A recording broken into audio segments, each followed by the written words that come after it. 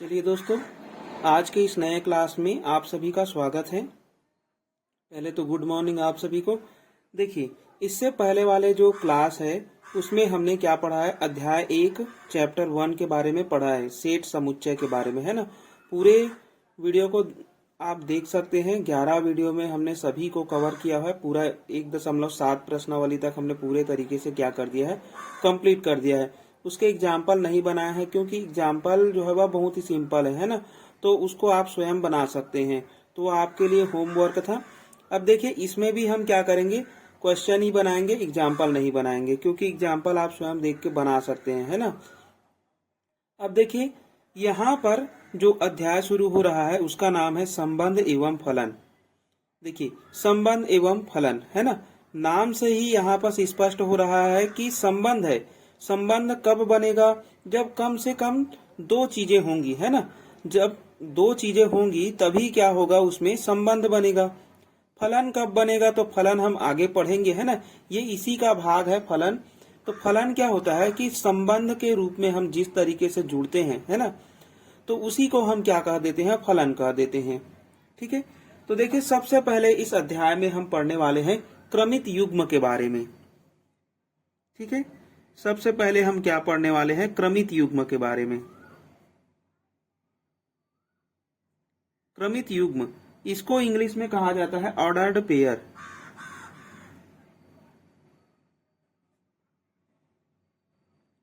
देखिए, मैंने क्या कहा कि क्रमित युग्म ऑर्डर्ड पेयर, है ना।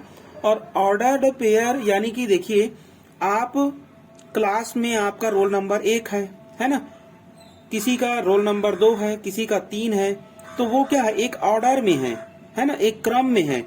तो उसी प्रकार यहाँ पर भी हम क्या पढ़ेंगे कि हम किसी समुच्चय का, यानी कि देखिए पहले अध्याय से ही रिलेटेड है, किसी समुच्चय का यदि हम क्या बना रहे हैं, क्रमित युग्म बना रहे हैं, तो सबसे पहले हम देखिए मानते हैं कि माना कि दो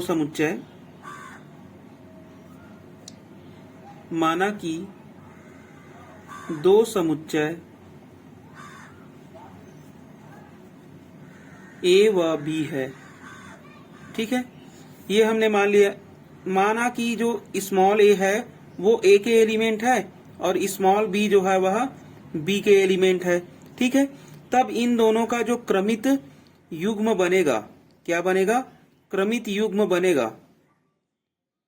क्रमित युग्म बनेगा, वो कैसा बनेगा, तो वो इस प्रकार से बनेगा, ए और बी के रूप में। ठीक है, मैंने क्या कहा कि ए के एलिमेंट ए, बी के एलिमेंट बी, तो क्रमित युग्म उसका क्या मिलेगा, ए बी मिलेगा। ठीक है, क्रमित युग्म में एक चीज ये आपको ध्यान रखना होगा कि जब आप इसका क्रम बदलेंगे, है ना, तो वो इसका नहीं होगा। यानी कि तब हम क्या लेंगे, बी को, देखिए अगर हम इसे बदलना है ना, तो बी को ए के एलिमेंट मान लेते हैं, ए को बी के एलिमेंट मान लेते हैं। ठीक है, और क्रमित युग्म बनाएंगे,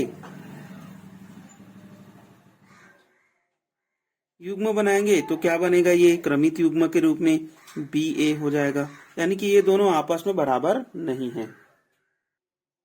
चलिए, तो यहां से हमें क्या एक स्पष्ट हो रहा है कि जो भी ऑर्डर्ड पेयर बनता है ना, उसमें से जो पहला एलिमेंट है वो ए के एलिमेंट, दूसरा एलिमेंट जो है वह बी के एलिमेंट हमने माना है, इसलिए, है ना। यहाँ पर भी हमने बी को ए के एलिमेंट और ए को बी के एलिमेंट, यहाँ मैं ऐसा भी लिख सकता था कि ए जो है वह, देखिए यहाँ पर बी को पहले लिख लेते कि बी जो है वह बी के एलिमेंट है और ए जो है वह ए के एलिमेंट है। तो इन दोनों का जो क्रमित युग्म बनता, क्रमित युग्म जो बनेगा वो कैसे बनेगा, तो उसको हम बी ए लिख सकते हैं। ठीक है, ये ए के एलिमेंट है, ये बी के एलिमेंट है। तो देखिए, यहां पर हम अगर कोई भी क्रमित युग्म बना रहे हैं तो उसके क्रम को हमें हमेशा ध्यान रखना होगा। ठीक है, ये इसका पहला एलिमेंट कहलाएगा, क्रमित युग्म का पहला एलिमेंट, ये क्या कहलाएगा, पहला एलिमेंट। ठीक है, ये क्या कहलाएगा, दूसरा एलिमेंट।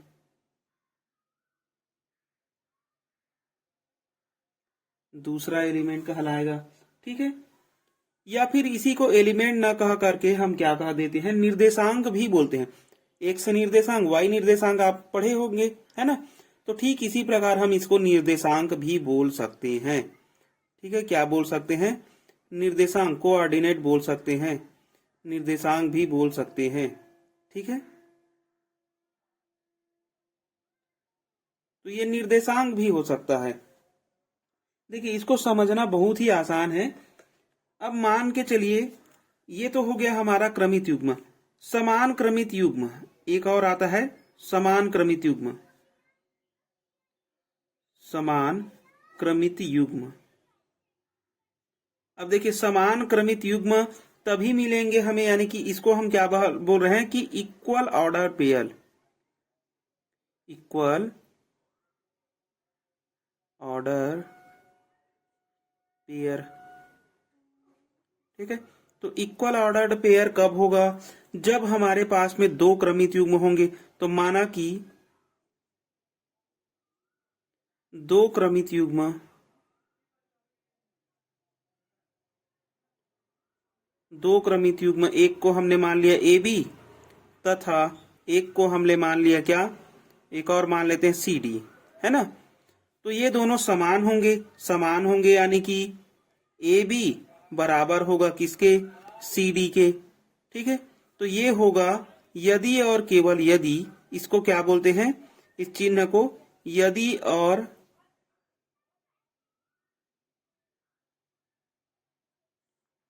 देखिए, इस चिन्ह को बोला जाता है यदि और केवल यदि। ठीक है, तो यहां से यदि और केवल यदि ये दोनों बराबर होंगे। कब बराबर होंगे, जब ए और सी बराबर होगा और बी और डी बराबर होगा, बी और डी बराबर होगा, यानी कि जो पहले वाले एलिमेंट हैं वो दोनों आपस में बराबर होंगे और दूसरे वाले एलिमेंट है वो दोनों आपस में बराबर होंगे, न कि अलग अलग। ठीक है, पहले पहले के साथ में ही बराबर हो सकता है, दूसरा दूसरे के साथ में ही बराबर हो सकता है, तभी हम उसको क्या कहेंगे, समान क्रमित युग्म कहेंगे। ठीक है, अब इन्हीं क्रमित युग्मों का हम क्या पढ़ेंगे, कार्तीय निर्देशांक पढ़ेंगे। क्या पढ़ेंगे, कार्तीय निर्देशांक। ठीक है, देखिए अगला पॉइंट है हमारा कार्तीय निर्देशांक।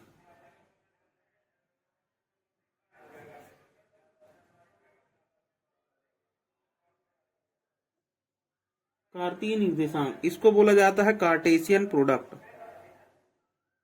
कार्टेशियन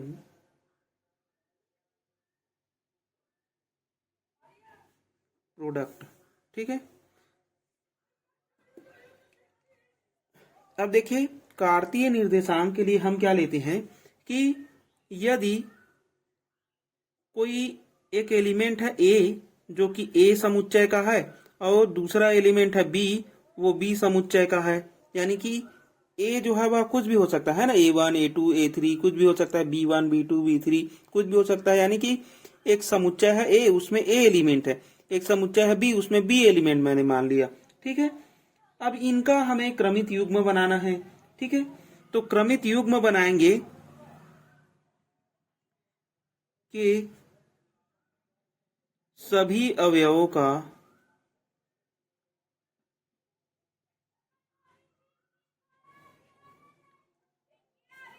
क्रमित युग्म, क्रमित युग्म कैसे बनेगा, तो ए बी बनेगा, है ना।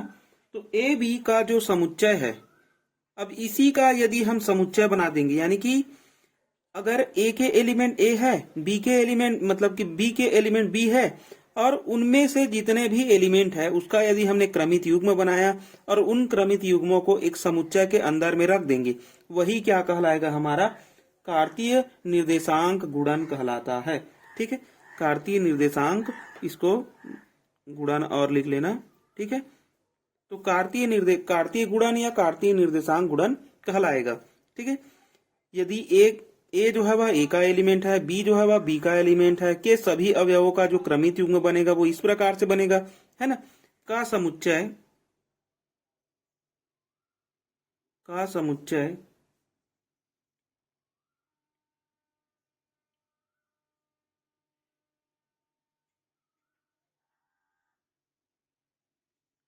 समुच्चयों ए और बी ए और बी का क्या कहलाएगा? कार्तीय गुणन कहलाता है।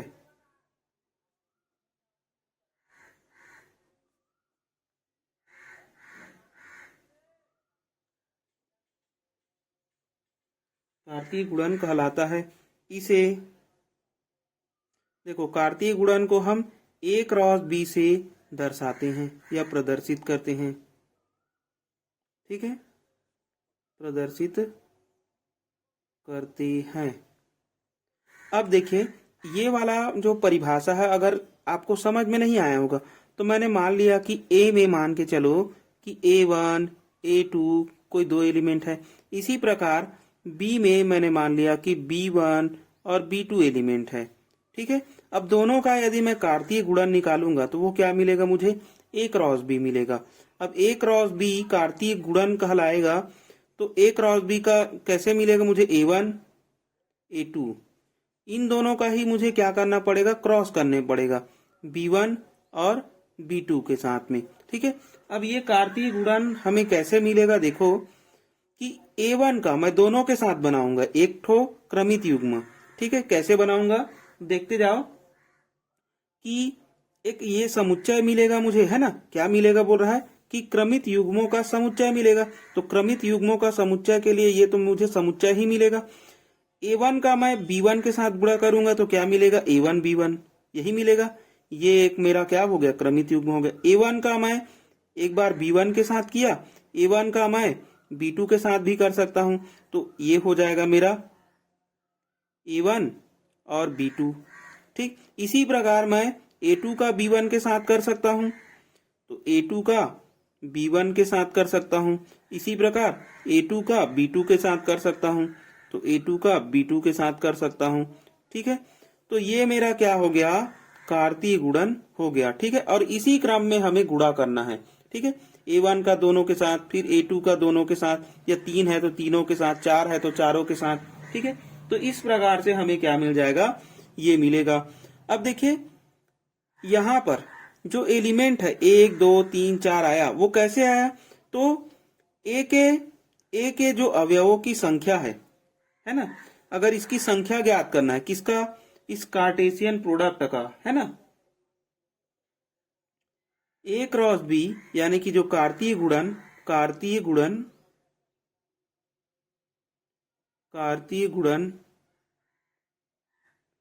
की संख्या, अगर कार्तीय गुणन की संख्या निकालने के लिए बोला जाए तो A के अवयवों की संख्या, A के अवयवों की संख्या, उसको हमने मान लिया m, और B के अवयवों की संख्या का हम क्या कर देंगे? गुणा कर देंगे। B के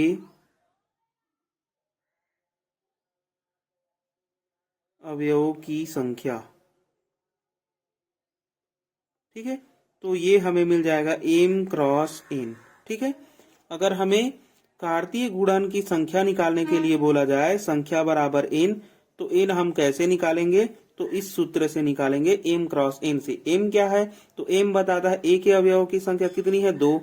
उसी प्रकार n क्या है? तो b के अवयवों की संख्या 2, और 2 और 2 का गुणा करेंगे तो 4। तो कार्टेशियन प्रोडक्ट कितने अवयव मिलेंगे हमें? 4 प्रोडक्ट मिलेंगे, 1 2 3 4। ठीक है, चलिए अब देखिए कुछ नोट पॉइंट है। इसमें पहला नोट पॉइंट क्या है? यदि A जो है, A में कितने एलिमेंट है?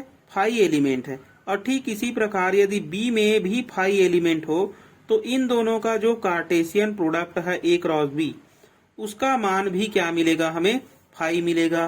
ठीक है, दूसरा, यदि A में रिक्त समुच्चय नहीं है और B भी रिक्त समुच्चय नहीं, यानी कि उसमें कुछ ना कुछ एलिमेंट है, तो अवश्य ही इन दोनों का जो कार्टेशियन प्रोडक्ट है वो भी 5 के बराबर नहीं आएगा।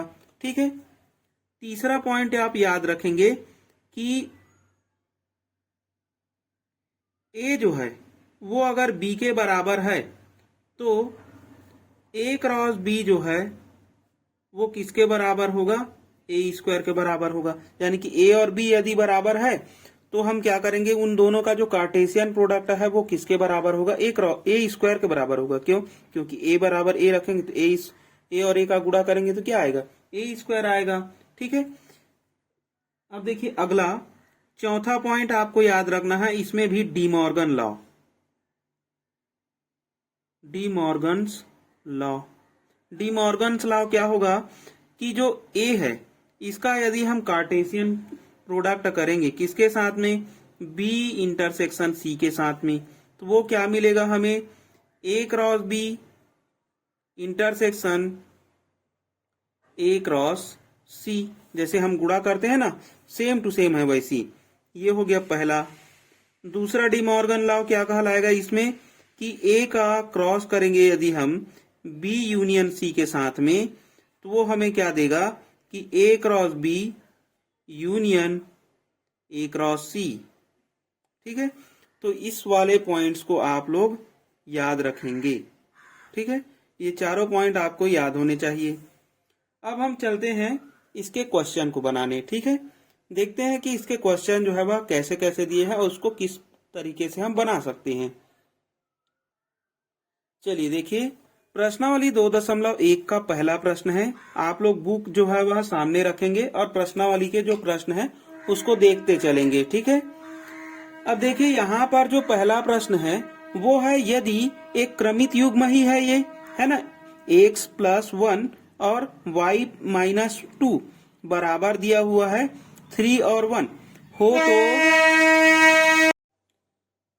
चलिए देखिए प्रश्नावली के प्रश्न देखेंगे। अब हम प्रश्नावली 2.1 के प्रश्न।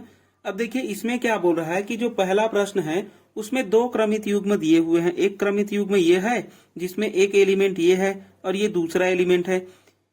एक क्रमित युग्म ये है, ये और ये है ना, 3 और 1 हो तो x और y के मान ज्ञात कीजिए। अब देखिए हमने पढ़ा है समान क्रमित युग्म, है ना, तो वहीं से ले लेंगे। चूंकि हम जानते हैं समान क्रमित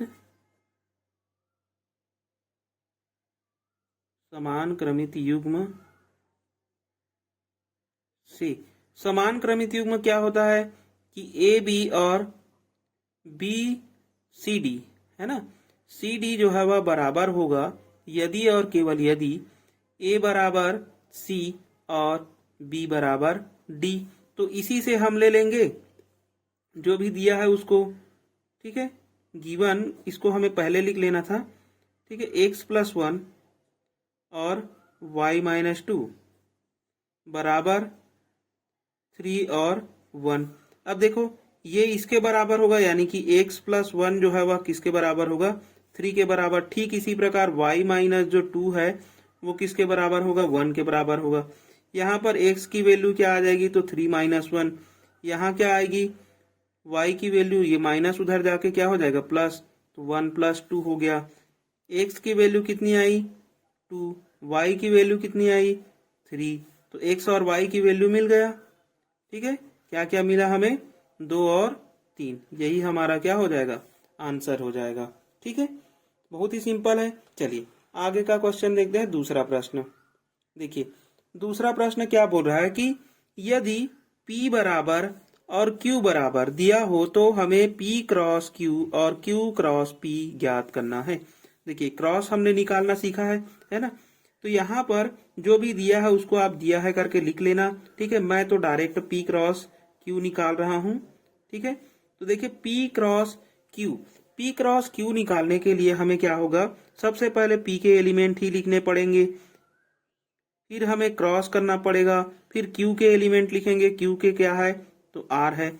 हम क्या करते हैं, A का पहले R के साथ गुणा करेंगे तो एक समुच्चय मिलेगा, A का R के साथ करेंगे तो A और R बनाएंगे। ठीक, एक क्रमित युग्म। फिर हम क्या बनाएंगे, अब देखिए A का और दूसरे के साथ तो नहीं कर सकते, तो A खत्म हो गया।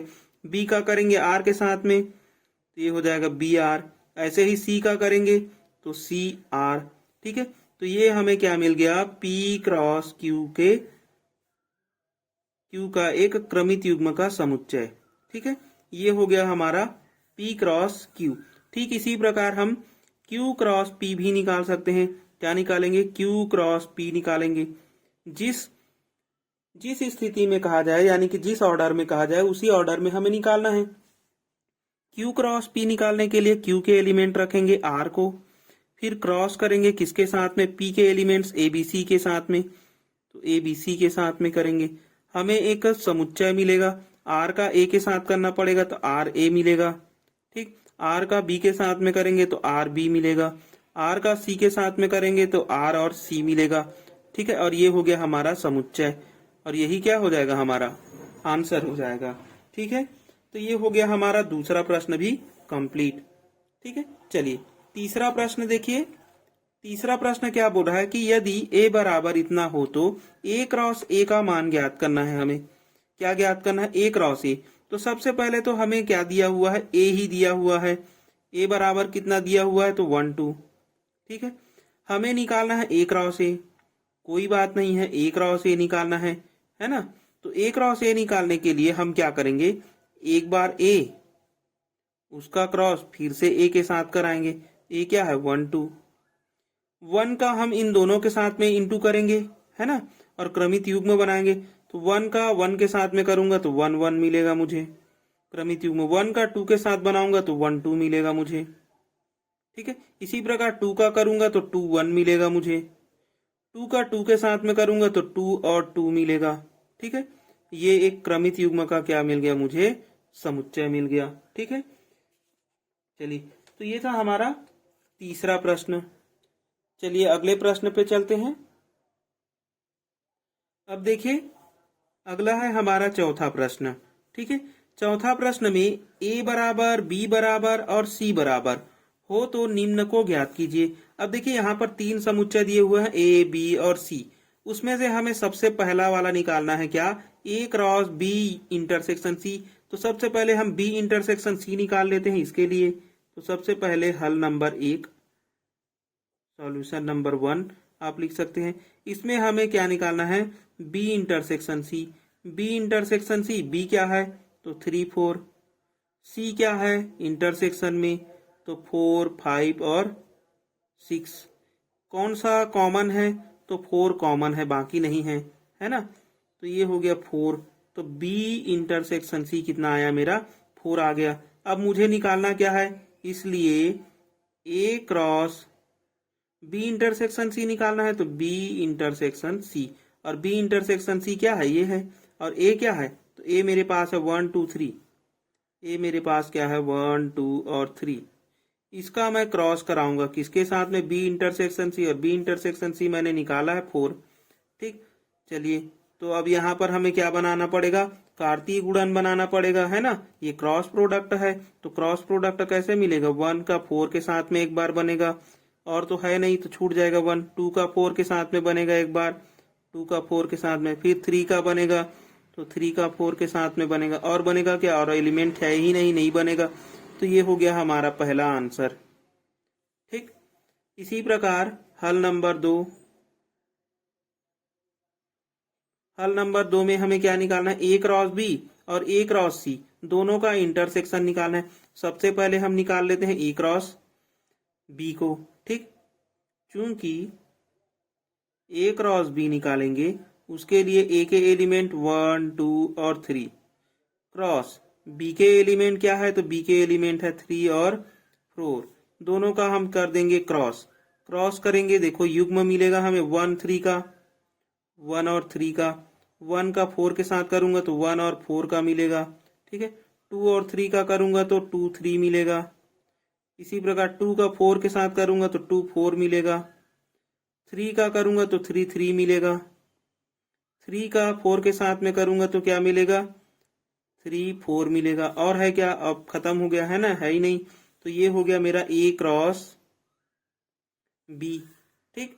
इसी प्रकार मुझे क्या निकालना पड़ेगा, दूसरा A क्रॉस C भी निकालना पड़ेगा, तथा A क्रॉस C निकालने के लिए देखो क्या निकालूंगा, A क्रॉस C के लिए A के एलिमेंट क्या है, 1 2 3 है, क्रॉस C के एलिमेंट क्या है, तो C के एलिमेंट है 4 5 6, रख दो 4 5 और 6, दोनों का क्रॉस कराएंगे, क्या मिलेगा देखो। 1 का कराएंगे तीनों के साथ में तो 1 4 मिलेगा, एक 1 का 5 के साथ कराऊंगा तो 1 5 मिलेगा, दूसरा 1 का 6 के साथ कराऊंगा तो 1 6 मिलेगा। ये हो गया 1 खत्म। 2 के कराएंगे तो 2 का 4 के साथ में मिलेगा, 2 का 5 के साथ में मिलेगा, 2 का 6 के साथ में मिलेगा। ठीक। 3 का कराएंगे तो क्या मिलेगा, 3 का 4 के साथ में 3 4 हो गया, 3 का 5 के साथ में 3 5 हो गया, 3 का 6 के साथ में तो 3 6 हो गया। ये मुझे मिल गया A क्रॉस C। ठीक है। अब दोनों का मुझे क्या लेना है, इंटरसेक्शन लेना है, इसलिए A क्रॉस B, और दोनों का मुझे क्या लेना था, इंटरसेक्शन ही लेना था ना दूसरे प्रश्न में। ठीक है, तो इंटरसेक्शन ले लूंगा मैं दोनों का और मेरा आंसर आ जाएगा। ये हो गया इंटरसेक्शन A क्रॉस C। ठीक। अब देखिए इंटरसेक्शन लेंगे तो ये हो गया मेरा पहला एलिमेंट। इंटरसेक्शन बताता है उभयनिष्ठ एलिमेंट को, है ना। तो आप इसको एक बार लिख भी सकते हैं और नहीं लिखना चाहें तो आप डायरेक्ट भी लिख सकते हैं, जैसे कि 1 3 है, इसमें है क्या 1 3 कहीं पास नहीं है, उसको छोड़ देंगे। ठीक। 1 4 इसमें है क्या 1 4, हाँ, क्योंकि इंटरसेक्शन जो है वह कॉमन एलिमेंट्स की बात करता है तो एक कॉमन एलिमेंट्स मिल गया। 2 3 इसमें है क्या 2 3 2 3 2 3 नहीं है, छोड़ देंगे। 2 4 इसमें है क्या 2 4, हाँ यहाँ है और यहाँ भी है 2 4। 3 3 इसमें देखो 3 3 नहीं है, 3 4 3 4 3 4 भी है। ठीक है। अब इसके एलिमेंट तो खत्म हो गए तो कॉमन और कुछ मिलेगा ही नहीं, तो कॉमन क्या क्या है, 1 4 है, 2 4 है और 3 4 है। कौन कौन है, 1 4 है, 2 4 है और 3 4 है। ठीक। ये हो गया मेरा A cross B intersection A cross C का वैल्यू। ठीक। ये मेरा आंसर हो गया। ठीक इसी प्रकार आप भी निकालेंगे। चलिए अगला क्वेश्चन देखते हैं। अगला इसमें क्या दिया हुआ है, देखो अगला जो प्रश्न है वो है A cross B union C दिया हुआ है, तो हम B यूनियन C सबसे पहले निकाल लेते हैं, उसका कर देंगे हम A के साथ में क्रॉस। ठीक है। हल नंबर 3, हल नंबर 3। ठीक। हमें क्या निकालना है, B यूनियन C निकालना है।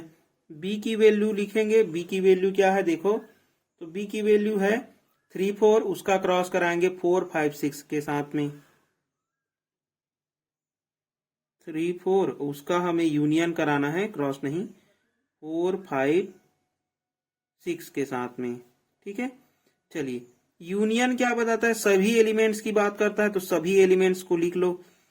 ठीक है। तो सभी एलिमेंट्स को लिखेंगे, उसमें 3 आएगा, उसमें 4 आएगा, उसमें 5 आएगा, उसमें 6 आएगा। ठीक है। ये हो गया मेरा B यूनियन C की वैल्यू। अब इसमें मुझे A के साथ में इसको क्रॉस कराना है। ठीक है। तो A cross B union C, इसलिए A cross B union C का जो वैल्यू होगा, A कितना है, A देखो कितना है, A हमारे पास में है 1 2 3। ठीक है। क्या है 1 2 3, 1 2 और 3, इसका क्रॉस कराना है B यूनियन C के साथ। B यूनियन C मुझे मिला है 3 4 5 और 6। ठीक। अब इसका एक बड़ा सा हमें क्या मिलेगा, क्रमित युग्म का समुच्चय मिलेगा। 1 का मैं सभी के साथ कराऊंगा तो देखिए 1 3 1 4 1 5 1 6 होगा, है ना।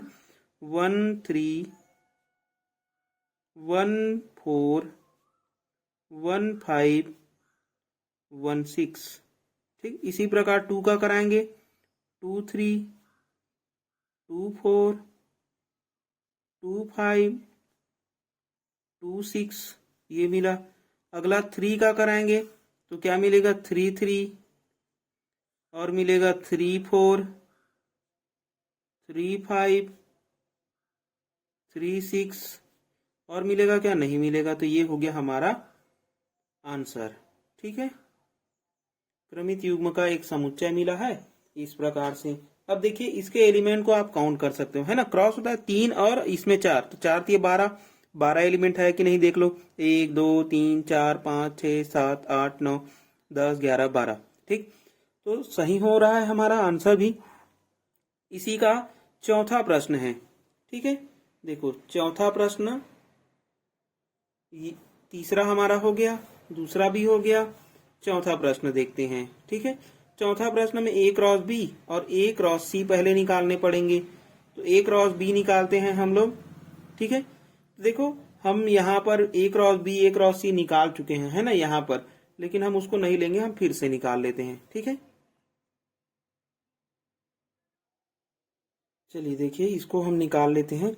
सबसे पहले हम निकालेंगे ए क्रॉस बी, फिर ए क्रॉस सी। ये है हमारा हल नंबर 4। ठीक है, इसमें हमें निकालना है ए क्रॉस बी। ए क्रॉस बी, ए क्या है 1 2 3 है, बी क्या था हमारा, तो 2 3 और 4 था, है ना। अब इन दोनों का यदि हम क्रॉस कराएंगे तो क्या मिलेगा, 1 का 3 के साथ में एक समुच्चय मिलेगा 1 3 क्रमित युग्म, 1 का 4 के साथ में मिलेगा 1 4, 2 का करेंगे 2 3 2 4 2 3 2 4। ठीक इसी प्रकार 3 का करेंगे तो 3 3 और 3 का 4 के साथ करेंगे तो 3 4। ठीक है, ये हो गया मेरा ए क्रॉस बी।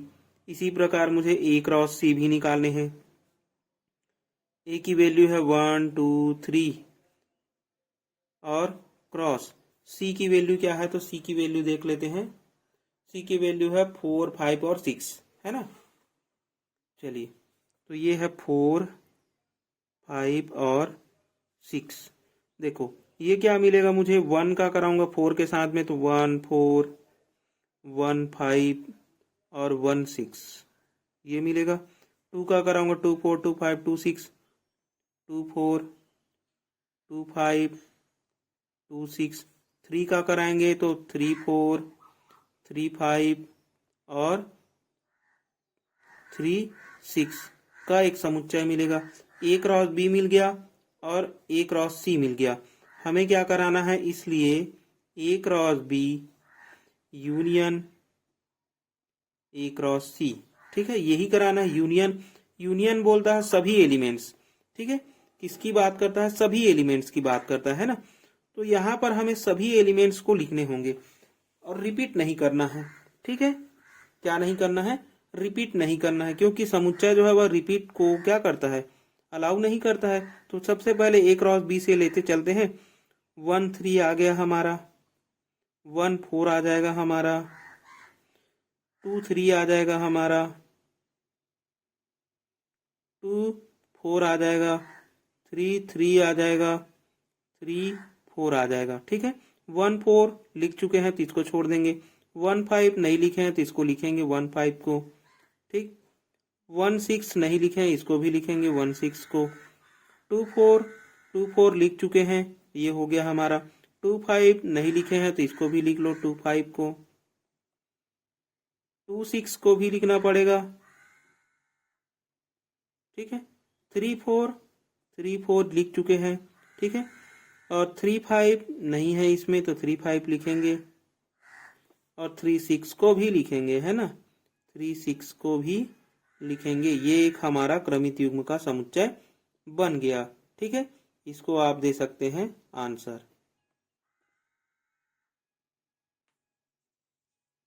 ठीक है, या फिर इसको आप जमा करके भी लिख सकते हैं, है ना। अगर आप चाहें तो इसको जमा करके भी लिख सकते हैं। जमा कर कैसे लिखेंगे हम लोग, जैसे कि ये हो गया 1 3 1 4 1 5 1 6, इसको सामने ले आए 1 वाले को, फिर 2 वाले को लिख लो 2 3 2 4 और है 2 5 2 6 2 5 2 6। इसी प्रकार 3 का है 3 3 3 4 3 3 3 4 3 5 3 6 3 5 और 3 6। ठीक है, का एक समुच्चय ये हो गया। ऐसा आपके बुक में दिया हुआ है, तो इसको जमा कर, इसको ऐसा भी लिख सकते हैं, इसको ऐसा भी लिख सकते हैं, है ना। ज्यादातर आप जमा करके ही लिखें, क्योंकि ऑर्डर है हमारा, तो ज्यादातर हम जमा करके लिखेंगे। अब जमाएंगे कैसे, तो सबसे पहले हम पहले वाले टर्म्स को ही देखना। पहले वाले में जो छोटा एलिमेंट है उसी को लेकर के चलना, जैसे कि 1 छोटा है, फिर उसके बाद में 2 वाला आएगा, उसके बाद में 3 वाला आएगा, तो इस प्रकार से हम उसको जमा देंगे। ठीक है, चलिए देखिए पांचवा नंबर प्रश्न में क्या बोल रहा है कि यदि a बराबर b बराबर हो तो निम्न ज्ञात कीजिए, यानी कि निम्न के मान ज्ञात करना है। उसमें सबसे पहला क्या है हमारा, तो देखो पहला है a cross b। a cross b यानी कि a की value a b c cross करेंगे b के साथ में p q के साथ में, ठीक है। तो देखिए कार्टेशियन प्रोडक्ट है यानी कि युग्म मिलेगा हमें। a का करेंगे p और q के साथ में तो AP और A और Q, ठीक, ये मिलेगा। b का करेंगे BP और BQ, ये मिलेगा। c का करेंगे तो CP और क्या मिलेगा CQ, ठीक है। ये हो गया हमारा A क्रॉस B का वैल्यू, ठीक। एक लाइन में ही आंसर आ गया, दो लाइन में। चलिए दूसरा प्रश्न देखिए। दूसरा प्रश्न क्या बोल रहा है, तो दूसरा प्रश्न बोल रहा है जस्ट इसका उल्टा B cross A। B cross A निकालना है। इसके लिए हम सबसे पहले B को लिखेंगे P और Q को, फिर इसका क्रॉस कराएंगे किसके साथ में, A के साथ में। तो A का मान जो है वह ABC है, ठीक। चलिए P का कराएंगे ABC के साथ में, तो क्या मिलेगा PA PB और PC, ठीक, ये मिलेगा। Q का करेंगे तो QA QB QC। चलिए तो ये हो गया हमारा आंसर। अब देखिए तीसरा, ठीक है, दो हो गया हमारा। तीसरा में आते हैं। तो तीसरा क्या है हमारे पास में, A क्रॉस A की बात कर रहा है।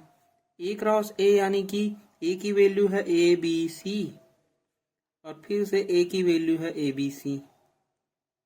इसी का क्रॉस कराना है। A का कराएंगे ABC के साथ में तो क्या मिलेगा AA AB AC।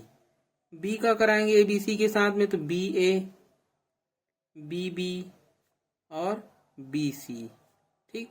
C का कराएंगे तो CA मिलेगा CB मिलेगा और मिलेगा हमें C और C मिलेगा, ठीक। तो ये हो गया हमारा A क्रॉस E, ठीक।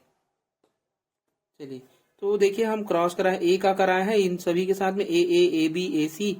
B का कराए हैं तो BA BC BA BB और BC मिलेगा, है ना। C का कराएंगे तो CA CB और CC ऐसा मिलेगा।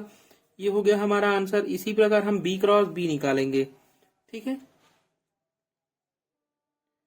चौथा देखो B क्रॉस B की वैल्यू। B क्या है हमारे पास में, तो B था PQ, क्रॉस करेंगे PQ के साथ में, ठीक। चलो क्या मिलेगा देखो, P का PQ के साथ करेंगे PP मिलेगा एक और एक PQ मिलेगा। Q का करेंगे दोनों के साथ में तो एक QP मिलेगा और एक मिलेगा हमें Q और Q, ठीक है।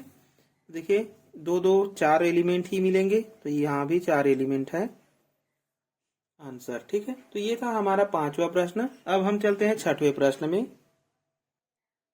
चलिए देखिए छठवां प्रश्न क्या बोल रहा है कि A B और C की वैल्यू हो तो निम्न को सत्यापित कीजिए। तो निम्न में से जो पहला है उसको हम पहले को हल करते हैं। तो देखिए पहले को हल करने के लिए मैं लेफ्ट हैंड साइड को लेकर के चलूंगा। लेफ्ट हैंड साइड ये है ना। तो सबसे पहले मुझे क्या निकालने होंगे, इसकी वैल्यू निकालनी होगी B इंटरसेक्शन C की वैल्यू, ठीक है। तो लेफ्ट हैंड को मैं पहले हल कर रहा हूं, है ना। तो लेफ्ट हैंड के लिए B इंटरसेक्शन C निकालना पड़ेगा और B की वैल्यू क्या है, तो 2 3 4 इंटरसेक्शन C की वैल्यू है 4 5।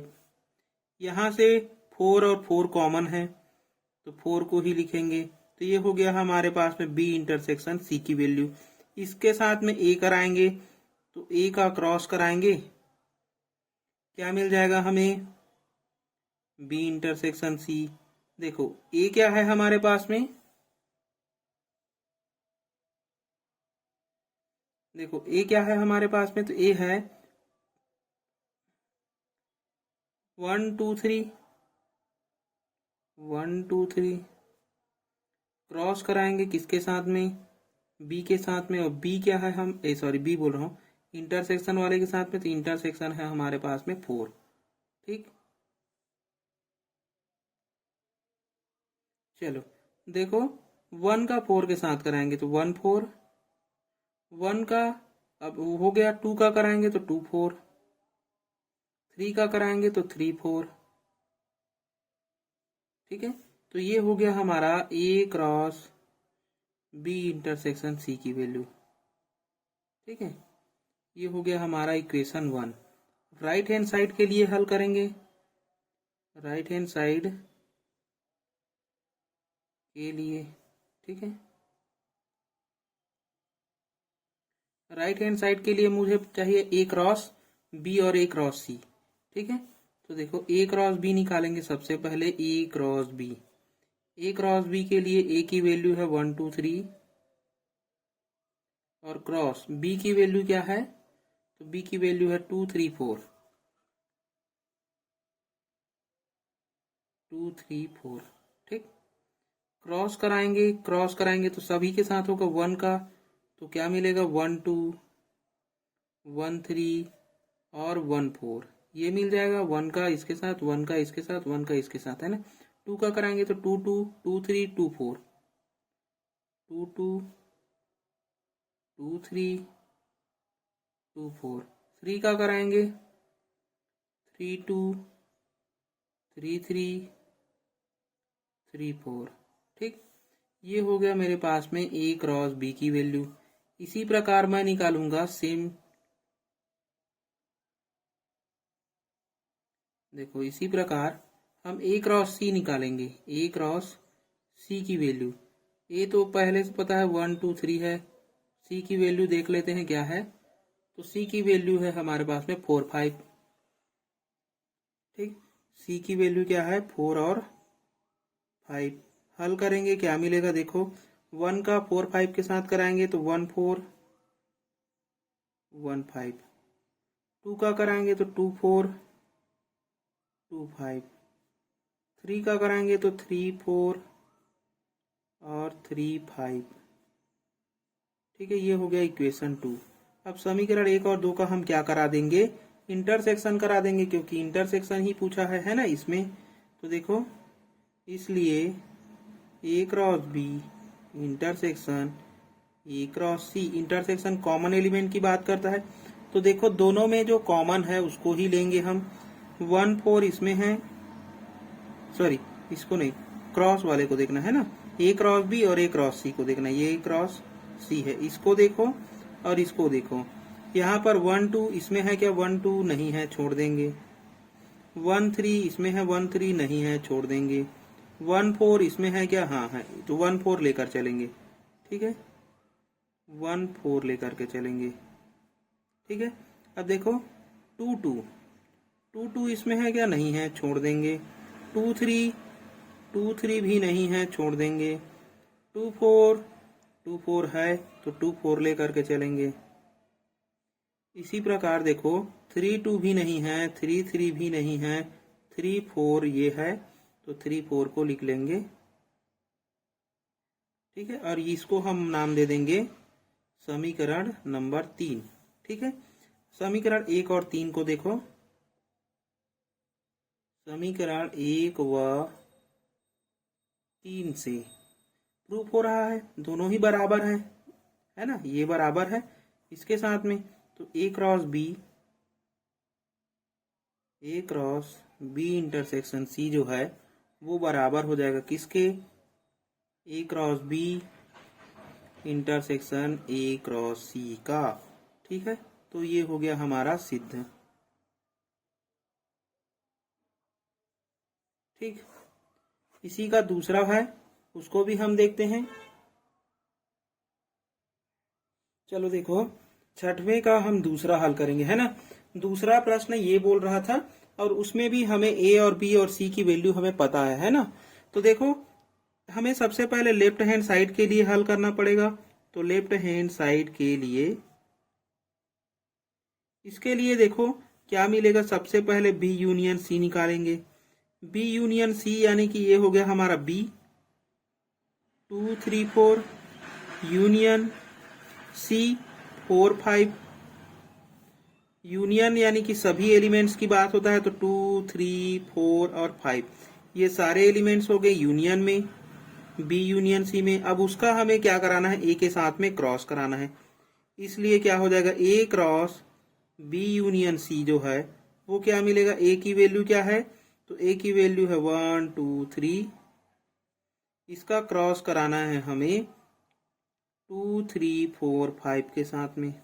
ठीक, देखो क्या मिलेगा, 1 का सभी के साथ होगा तो 1 2 होगा, 1 3 होगा, 1 4 होगा, 1 5 होगा। ठीक है, 2 का कराएंगे 2 2 होगा, 2 3 2 4 2 5। ठीक है, 3 का होगा 3 2 3 3 3 4 और 3 5 मिलेगा। ये हो गया हमारा अभिष्ट समुच्चय। ठीक है, सॉरी इसको हम दे देंगे इक्वेशन नंबर 1। ठीक है, हमें सिद्ध करना है। राइट हैंड साइड के लिए हल करेंगे। राइट हैंड साइड के लिए देखो, इसके लिए हमें ए क्रॉस बी निकालना है। सबसे पहले ए क्रॉस बी 1 2 3, ए की वैल्यू क्रॉस बी की वैल्यू निकालेंगे तो 2 3 और 4। ठीक है, अब इसको सबसे पहले सॉल्व करेंगे। क्रॉस है तो 1 का 2 के साथ, 1 का 3 के साथ, 1 का 4 के साथ, 1 2 1 3 1 4। 2 का करेंगे 2 2 मिलेगा, 2 का 3 के साथ 2 3, 2 का 4 के साथ में तो 2 4।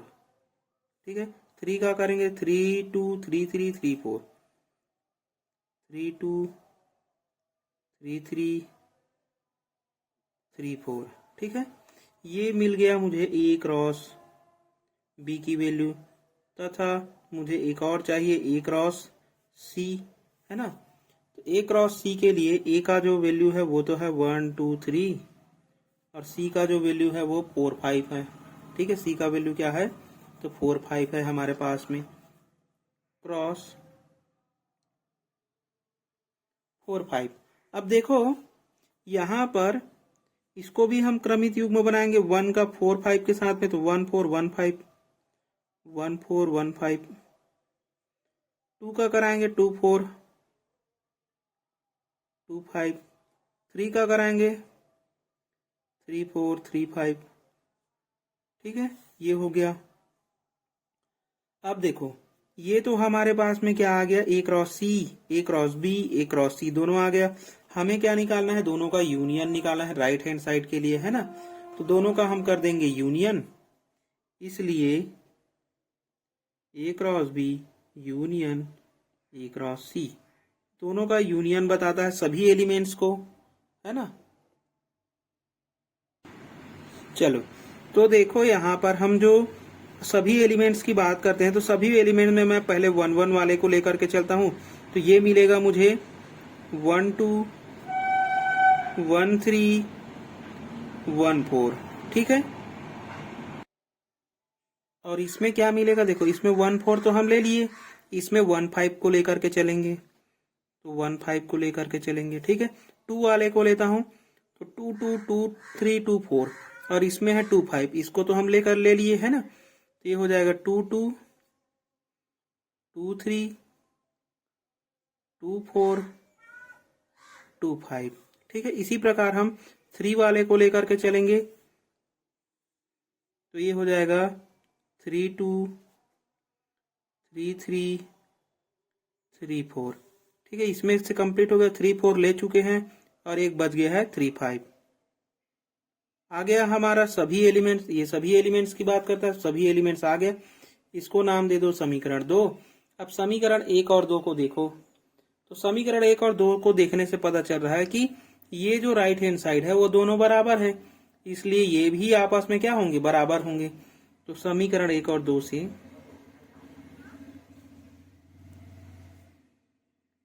से क्या मिल जाएगा मुझे कि जो A cross B union C है वो बराबर हो गया किसके, इसके। A cross B union A cross C के। और ये क्या डिमॉर्गन लॉ है ना, तो ये हो गया हमारा प्रूव्ड। चलिए, तो आज के क्लास को हम इतना ही रखते हैं। अगले क्लास में हम 7वें प्रश्न से करेंगे, ठीक है। 6वां प्रश्न ये हो गया हमारा कंप्लीट। हम 7वें प्रश्न से अगले क्लास में करेंगे, ठीक है। और जितने भी प्रश्न बचे हुए हैं उसको हम अगले वीडियो में पूरी तरीके से क्या कर देंगे, समाप्त कर देंगे, फिर नए की तरफ चलेंगे, ठीक है। चलिए, तब तक के लिए बने रहिए, अपने दोस्तों को शेयर कीजिए, लाइक कीजिए, है ना। और एक छोटा सा कमेंट आप जरूर करें ताकि पता चले कि आप स्वयं पढ़ रहे हैं या नहीं, ठीक है।